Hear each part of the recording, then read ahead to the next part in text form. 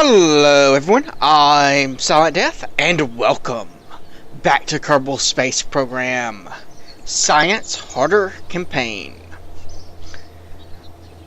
Last time, we established a communication network around the moon using remote tech, and this time we're going to be taking advantage of that and sending a number of probes to the moon to suck up some of the science there.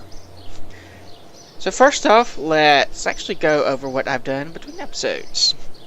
I tested the radial decoupler. Since we have researched that technology, we no longer need the experimental part. Then this one, using a satellite. This satellite mission that we had, or that we were not able to get to last time because we did not have enough Delta V, used the satellite to do the previous contract. Then another easy part test, another satellite, a couple of satellite missions that we picked up at the end of last episode. Didn't show the other one because it vanished for some unknown reason. Now then, let's pop over into mission control and see if there is any missions that will help us offset the cost of these probes. There's a temperature scan one. And only one of them is on the surface, so if we land there, we could pull it off with one of the probes. Oh, that's Minimus, actually. The moon one is actually the same thing. Okay, so we might try that one. We'll look to see where they are. A satellite, so we could probably accomplish that with one of our probes. Thermometer, yes, we have those. So we'll pick that up, and that will offset the cost of our entire launch. And let's see where these are. We also might want to grab this guy just at some point in the future, probably off camera. Just to, get some more Kerbols floating around. We could use a few more. A few more skilled ones preferably, but we'll take what we can get. Let's pop over here. And that is just pretty colorful, isn't it? Let's look at the moon. See what those temperature scans are. We're looking for something around the equator, because that's how we're going to be orbiting. There are now two temperature scan ones. So this one is from Tarragon Projects, and that one's just, all along the equator, so that'd be pretty easy to do. And this one is a Real Shoots, which is also within kind of something we could pull off. Maybe. So let's see who offers what.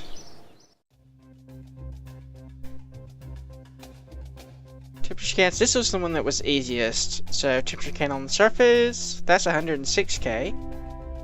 112k. We could actually pick up both of them. So I think that's what we'll do. And that way we'll actually even turn a profit. That's not really great.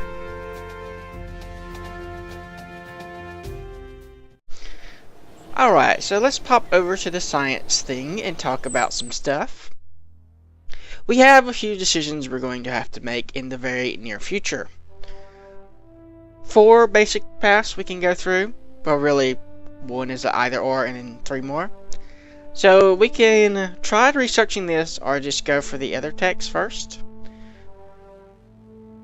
This is quite a lot of science, 150 science. And all of these are kind of cheap, Getting fuel lines for 75 science would be really useful. Getting heavy rockets would also be useful, and that's only 90 science. We don't really need that one, but we might want to pick it up. Specialized construction for docking ports. All kinds of useful stuff around here.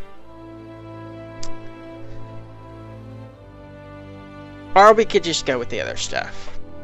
After some consideration, it's basically, do I want to focus on money or science? And since this is the science harder campaign, I think we're going to focus on going towards this. So after we do that, we have, well, actually the deciding factor was these atmospheric sensors. Because both Duna and Eve have atmosphere, that'll actually give us more science in the short run. to help us get past this kind of hump we're in right now. The next thing we need to decide is exactly how we're going to focus, what kind of tech path we're going to choose. Since we have such a low science multiplier, we aren't going to be able to unlock everything like you normally would before we even leave Kerbin's sphere of influence. So we need to pick one of three general paths. We need to either go with unmanned tech, focus on drones and generally lighter launches. We can go with spaceplane technology, focusing on various types of aircraft, which would make launching kind of a medium-sized drones. The unmanned tech is probably the one that's the least profitable in terms of science, but it also costs the least in terms of actual investments. And the third option is going to be going towards stations. So we would need the crew, the hitchhiker crew cabin, the science mobile lab thing. We would need docking ports, and then some of the heavy rocketry stuff to get that stuff into orbit. That is the biggest investment in terms of both cash, well, just in terms of cash, but it would also have the highest return. While the spaceplane one is kind of a high initial investment, but it would save us money over the long run, and kind of medium in there in terms of science. We could launch missions to other planets fairly cheaply, but they would have to be light and not have any kind of mobile processing thing on them, so it'd be limited how much science we could grab per mission. After some consideration, I think we're going to focus on spaceplanes. Solely because I think that'll be the most fun for me. I think if I was going to do the smartest thing, that would probably be going towards the stations, maybe? Really not 100% sure, but stations would take a lot of science to unlock, but you would get pretty huge returns both in the amount of money you would get from the contracts they unlock and the amount of science you would get. So stations is probably the best long-term option. Drones are probably the best short-term option, and spaceplanes I guess would be kind of somewhere in the middle. So we are not too hot or not too cold. Now then, let's go take a look at what we're launching today. Here is the Moon Science Sucker. It is being flown by Kerbal, one of our scientists. It has 4 lunar probes. Each probe contains 2 material science bays, 2 goo canisters, a thermometer, about 2,000 Delta V, some landing legs, batteries, antennas, and solar panels, all the kind of normal stuff you would have on a unmanned craft. The center portion here is not going to land. The booster stage down here is a stack of 2 solid rocket boosters, and we are staging the liquid rockets at the same time as the first set of solid rocket boosters. Little bit different than how I normally do it, but we need the extra control from the LV-T45s as well as the extra thrust, because we don't have quite enough without them. And we'll be continuing to need the liquid engines to maintain control throughout our ascent, because this thing is a little bit difficult to control if you have high angles of attack. Now that we're in orbit, we need to do our Munar entry burn. However, we don't quite have enough fuel in this stage, and we do want to use this engine because it's more fuel efficient than these little engines right here. Though the weight kind of offsets that a little bit, we still want to focus on using that engine there. So what we're going to do is alt-click on all 5 fuel tanks, the 4 ones around the side here, and the center one, if I can get onto it between all these. Maybe if I zoom in. And then if we click in and in here, it will evenly transfer the fuel from all of these, so we don't get any kind of unbalance issues. And we can reverse the process, just transfer out when we're done with our burn, so that all these have an even amount of fuel. These do have 2000 delta V, which is 500 or 500-ish margin of error, so we can use a little bit of the fuel from those. Should be enough, I hope. But let's go ahead and burn, and I will be back once we have circularized the orbit to the moon.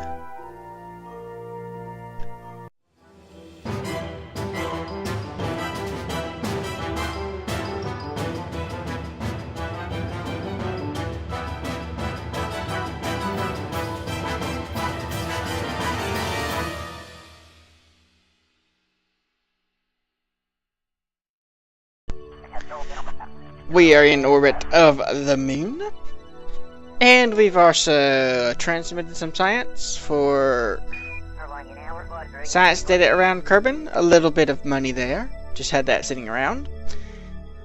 So we can... Okay, that's not something I meant to do. We can eject our probes, make sure they have their antennas deployed. It looks that way. Yeah, we deployed them to transmit the science. And hopefully they won't snap off when they eject. Good, they didn't. Tumbling all over the place. Now then, we want to probably go towards these temperatures on the surface things first. So those two are here and here. So let's switch to someone. Anyone? You'll do. And I think we'll go with this one. Yeah, that one first. So we'll want to have a burn somewhere around in there to make sure trajectories is showing when we get to that. So, display trajectories.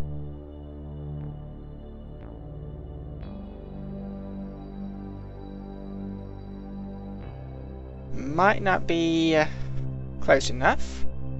Or do we have to click on complete? There we go. That's telling me I'm going to land right there if I burn there. So it looks like we need to overshoot it based on that. Alright. So a little bit lower.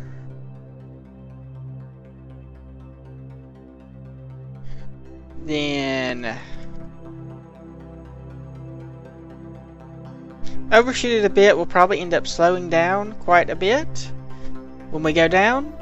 So that's probably pretty good for that. I think we can hit that mark. So that will be your launch window thing. How long do you need to burn? 2.6, so 5 seconds-ish. 5.1 seconds according to that. Next we'll line up this, but we'll probably want to do that during the daytime. So just any kind of science that we haven't already been to. Let's show our flag so we know where we've been. So we've been here. That's the right side of the planet. Yep, okay. And that's probably Highlands right there. So here would be a good place to land. Might want to land kind of near these. We'll see what kind of biome this is in first before we decide where we're going to land next. So let's just fast forward to this. Save again before we crash into the planet. Because it is so going to happen It just always does.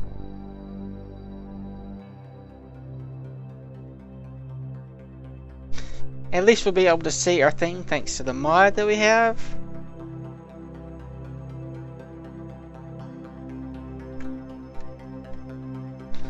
We on flight control? Guess that's as good as we can get. Alright, so... right about there.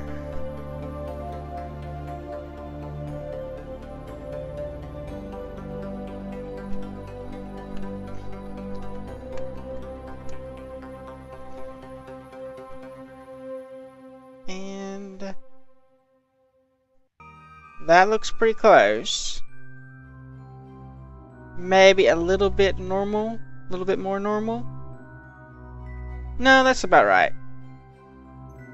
Could actually go... no, I think that's good. I don't think we need to do anything there. Let's switch to surface mode on Kerbal Engineer.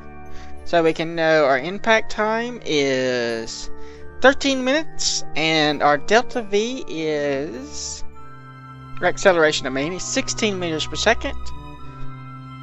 Suicide burn, delta V is 410. What's that work out to about?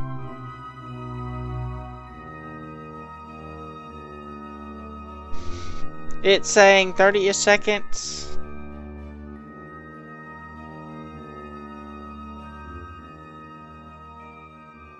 Okay. We'll wait until we get to there.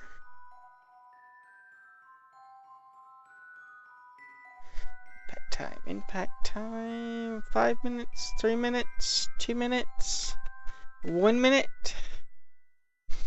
Hold retrograde.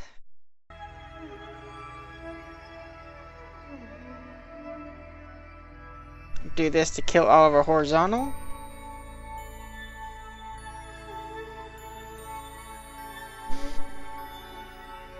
Impact time in... activate navigation there. It's like we might want to burn this way a little bit.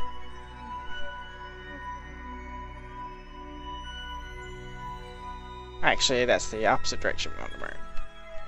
Right, I'm gonna go this way. I think. Yeah, that sounds right. Impact time... it's getting there. Distance is 20 kilometers. According to this, we'll be there in 40 seconds.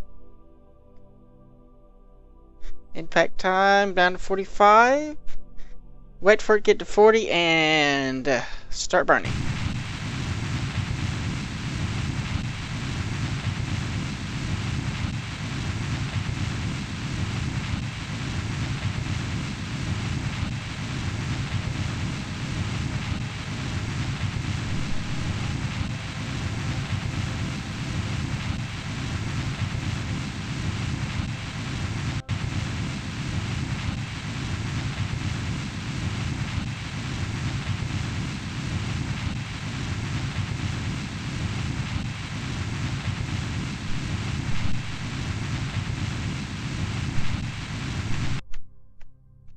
Oops.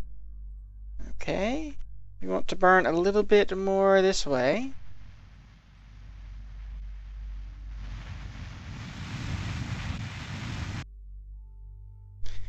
Just kind of making sure that we get where we need to be. Okay, fast forward a little bit.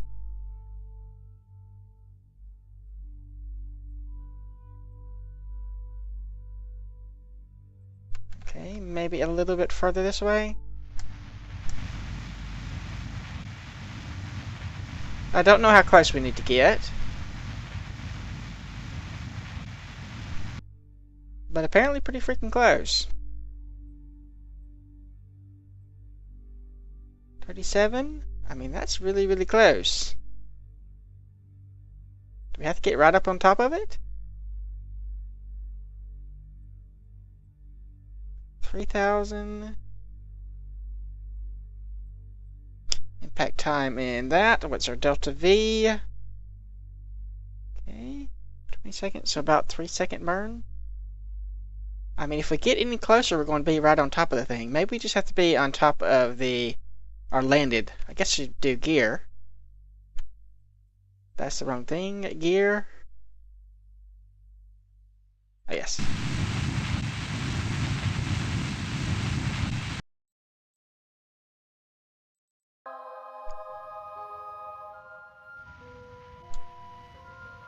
$100 meters, 80 meters, 50.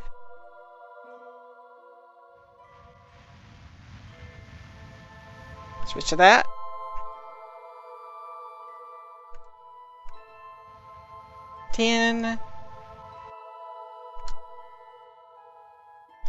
And we have landed. We are still not in the... Really? We're 700 meters away, and you're telling me we're not in the range of that? You've got to be kidding me.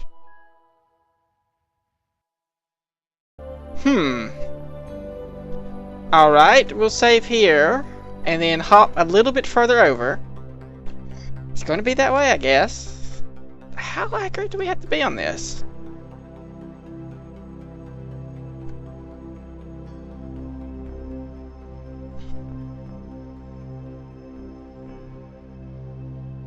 A little bit further that way.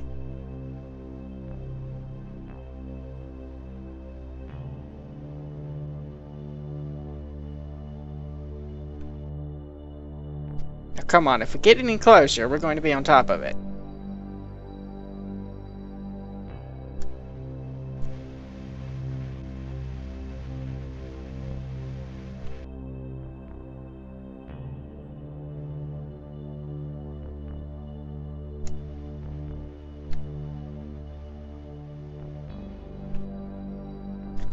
Okay, 30 meters.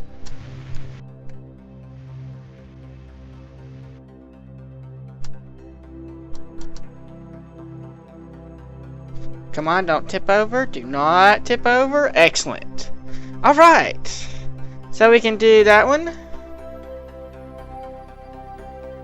Log the temperature. I think we may want to let this even out a little bit. Turn off SAS so that we can save some power there. How much delta V do we have left? 370. Hopefully that's enough. Did I log the temperature? Log temperature. There we go. Keep that data. Observe. Observe. Observe. And observe. The goo is as giddy as a schoolgirl. That goo. The lunar soil has mixed with one of the materials, producing a grey paste that is getting everywhere. And the goo is still giddy. Now then, we just need to launch this, but I'm going to keep this on the surface for now. Rendezvousing with the thing over here is going to be a little bit difficult. And we don't have a lot of fuel to do that, so we need to make sure that we pull it off perfectly. But that's one of the missions done. And what biome is this? So we got the Midlands biome taken care of. Next thing we're going to want to do is... I don't know. We'll probably try to land here. We're going to wait until that gets on the daylight side, so let me fast forward a little bit. Now we shall take another probe and hit the second surface temperature reading over at Provan's Glory. This one is a little bit easier. It's not as far off at an angle. And with our experience from the first time, we should be able to land right on top of it. If we can figure out how to do that. Vertical speed, staying nice and low. And that is probably about as perfect as a touchdown as we could hope for. So we'll log that temperature. The surface seems to reflect much of the heat, much of the sun's heat. As a result, it is slightly cooler here. I'm sorry I cannot read today. Words are hard.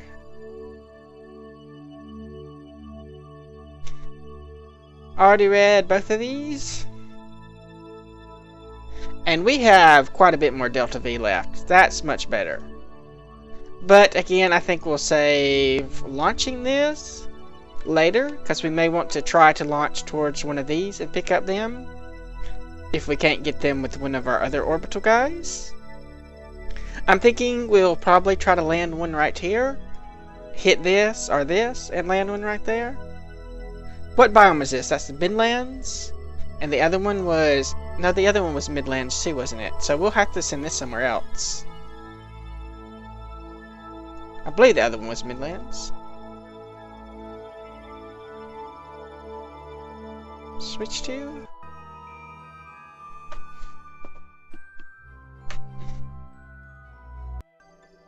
yeah, Midlands. So we'll have to reset those experiments and send this... I guess we'll send it over to that...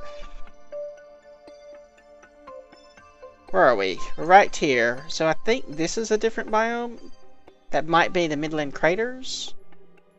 And that would be something we could pick up pretty easily. Let me check that for a moment. It does appear to be the Midland Craters, but now it's dark here. Actually, that's the wrong one, isn't it? This is the one.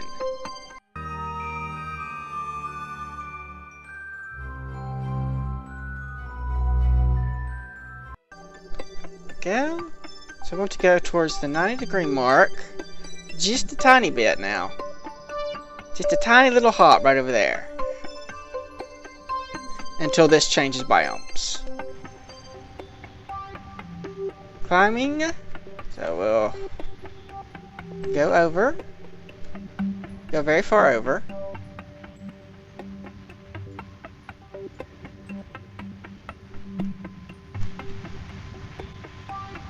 Keep an eye on that. It's probably just past this lip here.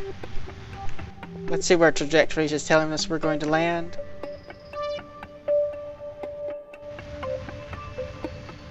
I mean, I'm pretty sure that's the crater right there. That would make the most sense. And I'm also pretty sure that we're far enough. Still counts as the Midlands.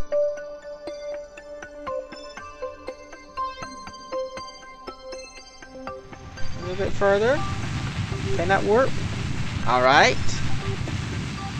Impact time is in 20-something seconds. Still in the Midlands.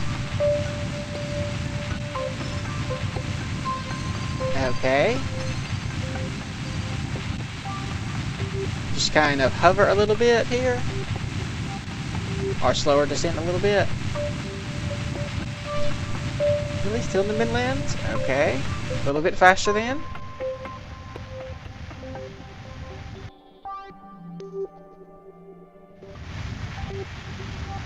Maybe a lot faster. Still in the Midlands. Okay, maybe we gotta get like deeper in the crater. Go a little bit further then. Alright, now we're officially in the crater. There we go. A retrograde.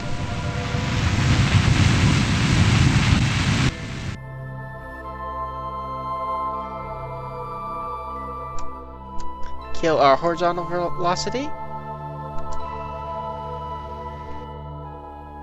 Go more retrograde. Slow us down quite a bit. Switch to that. And just a gentle touchdown. There we go. So let's see if we can't reset these. Reset. Reset. And the temperature's right on top of these. That was not a good placement for it.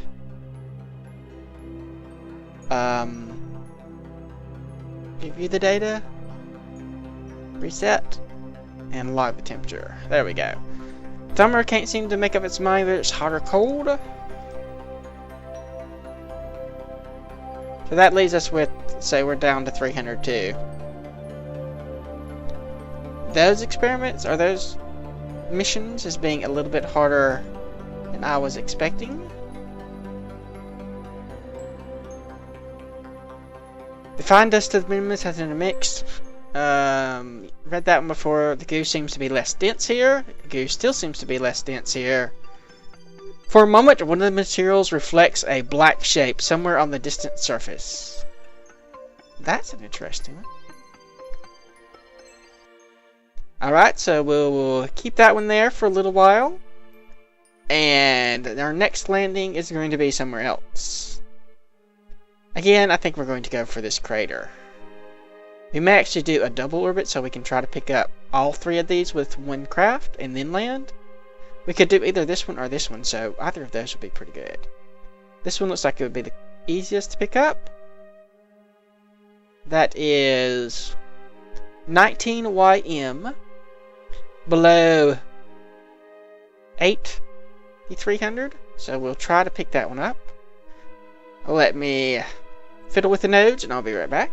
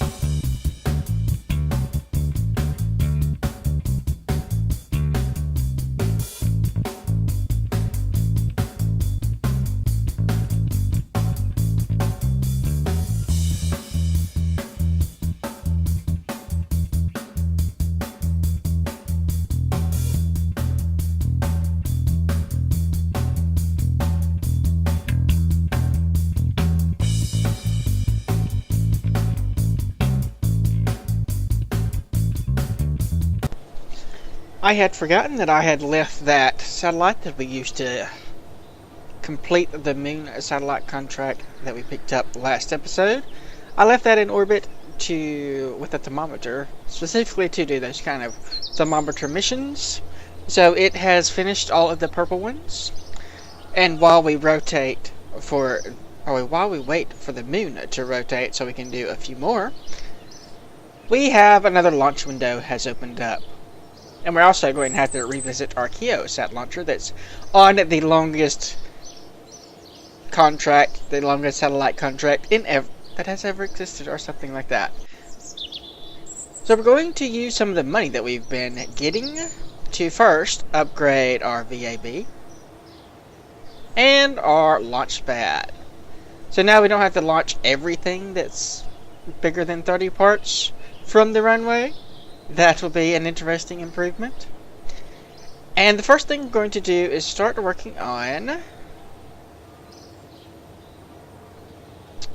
this short-range Kerbal Communications Network, which is a contract that I have created, a custom contract. Specifically, this contract is to address one issue. If we look over here, this is the only omni-range antenna that is atmosphere safe. All the other omni-range ones will snap off if you try to deploy them in the atmosphere. And it only has a range of 500 kilometers. If you remember, we put our Kerbal Communication Satellite Network is at 776 kilometers, which is well out of range of this antenna. So if anything goes over the horizon from the mission control while it is still in atmosphere, it has no way to get anyone to talk to unless we give it a dish and point the dish at the geostationary satellite that is there for that purpose. But these dishes aren't very good for planes. So we want a short-range satellite network. If we can pop that back up again. That has 9 satellites, 5 of which is going to be in a very low Kerbal orbit with a omni antenna, active, powered, and then down towards the bottom we have 4 that are going to be in different polar orbits. Technically you need 3 in each of those polar orbits, but I was a little bit lazy and I wasn't going to make myself do that many because we can just kind of time our launches, I think, so that they'll be lined up with communications, I hope. Otherwise we'll have to go back and launch another satellite, which would not be fun.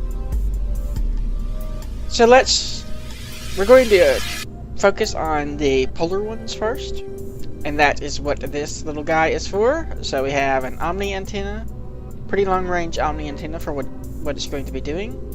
Just a little bit of a thruster, a little bit of fuel, some power, and all that kind of nifty stuff that you always show on satellites. A little bit of solid rocket boosters, some fins just to make getting up a little bit easier, even though it does increase the cost up to about 13,000. So let's launch this.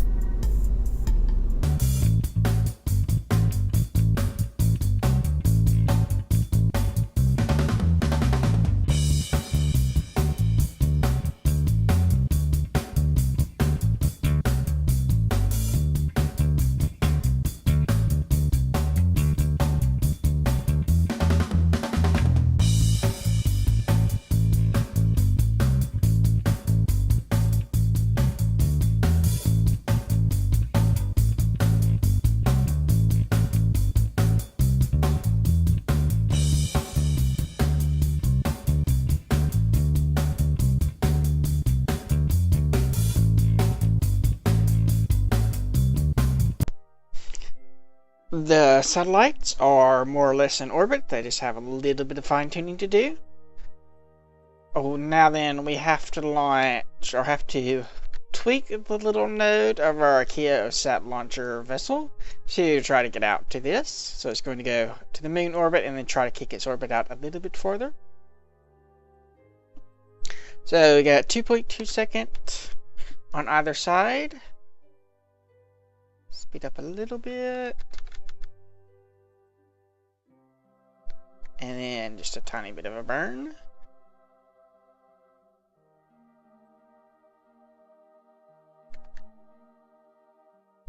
This needs to be pretty accurate because this is kind of fiddly with the ranges we're working at.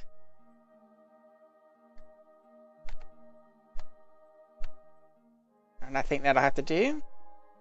And then we'll set up an SOI thing. Okay, close alarm details. So that one's done, just a slight adjustment to that, and then we can pop back to the moon mission. Alright, we are back at the moon. So what we want to do is take this little guy and adjust his inclination so that he'll catch this one as it comes around right about here.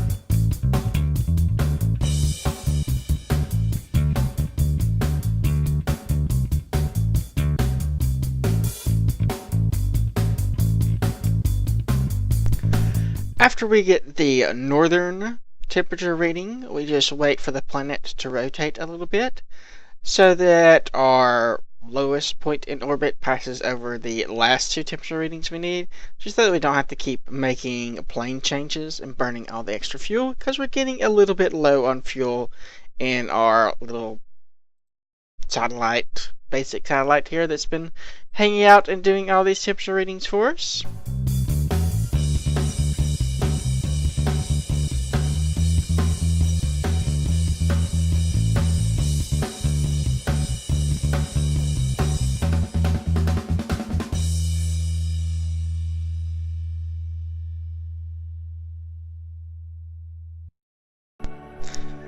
Done as much as we can with the leftover satellite. So what we're going to do is try to get some science from, I want to get the Highlands crater and the Highlands, which are both right around here. That's the crater and there's Highlands surrounding it. So we have these two probes to get to those two places. Let's go right about there, I guess. Ask trajectories where we're going. Okay, so that's a bit off. Looks like we may need to burn normal a tiny bit.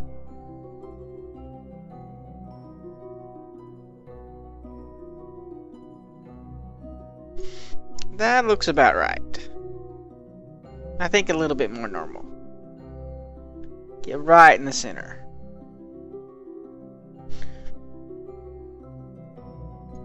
Then maybe overshoot it a little bit. Not quite that much. That way we can increase our thrust and land a little bit short without crashing into the surface. That should give us a pretty good landing trajectory. If we overshoot, we'll hit the Highlands, so that's what we're going to try for the center first. Alright, so we can just warp to this node. 29 minutes, shouldn't be that long.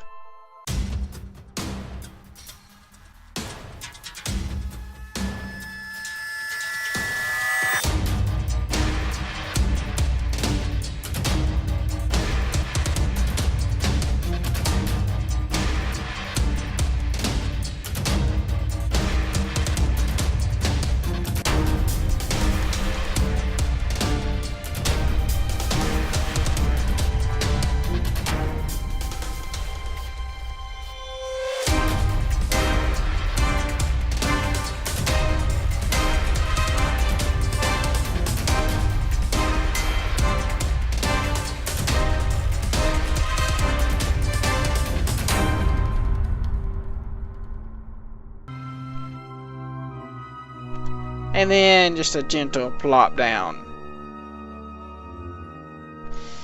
Another wonderful landing. Turn off SAS so it can settle a little bit. There we go. Doesn't that feel better? More science. I can't reach that one now. There we go. Like the temperature. Observe the goo. And observe more goo. The goo begins to data expunge, find us, blah blah blah, leave the sample days open while on the moon and go do something else for a while. Thermometer can't seem to make up its mind where it's hot or cold. The goo seems to be less dense here. So that is all 4 probes launched. Now you'll probably have noticed that these probes are not capable of making it back to Kerbin or capable of surviving re-entry. So what we have to do is get the probes back up to our man vessel that flew them over here and get the science. We don't actually want to take the probes back to return the science data because we want the bonus from our scientist, which is the type of pilot that we have in our vessel. So we're going to try to rendezvous with these, and that's a very difficult thing for me to do because there's not really any in-game tools that I have that will help me calculate that kind of rendezvous very easily. But we'll try to make do. We're going to start with these 2 that we launched last because they have the most delta V and we can screw up the most. This one has 835 delta V. That one has 700 something.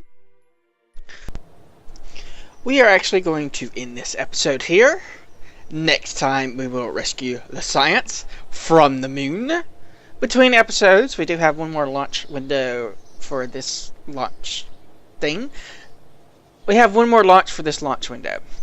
I'm going to use that to launch another pair of polar satellites. The first two that we've launched are somewhere around in here, and they're in the correct orbit, but some of that doesn't seem to be triggering properly. I'll have to wait and see. So far, we have gotten 17 science from temperature scan, 17K, another 70K, 106K from doing a whole bunch of temperature scans, 13K from a temperature scan, another 13K, another 13K, and that is all the science we have gotten, or all the money we've gotten. We're already up to 445,000, even after upgrading these two. The next thing we'll upgrade will probably be the space plane hangar. That, or maybe even this. That's a little bit expensive. Definitely don't want to do that. And don't really have much use for that right now. We don't have the grab or anything, so not much use for that. Yeah, I think the space plane hangar. Anyway, like if you like, subscribe if you're not, leave a comment if you have anything to say. I do read all the comments. Thanks for watching, and I will see you next time.